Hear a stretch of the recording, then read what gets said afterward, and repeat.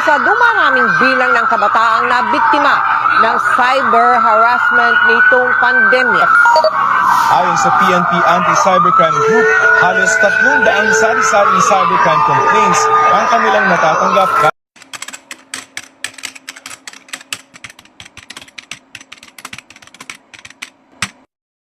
Think before you click. Magandang araw sa inyong lahat. Alam mo ba na ang isang simpleng post, comment o mensahe ay maaaring makasakit sa damdamin ng ibang tao? Cyberbullying ay ang pang-aapi, pang-aalapusta, o pang-ahayas gamit ang internet, social media, o messaging app. May malaking epekto ito sa mga nabubuli.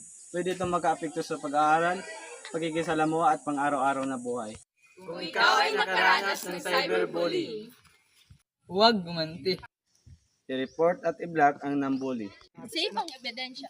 Sabihin ito sa magulang, guro o sa pinagkakatiwalaang tao. Kung ikaw ay makakita ng cyberbully, huwag nang makisali. Suportahan ang biktima at i-report ang insidente. Maging magalang at responsable online. Sama-sama nating itigil ang cyberbullying. Be respectful, be responsible online.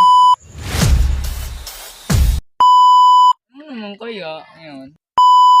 Pero di yan matatapos. Kaya pwede na ako. Diyan na.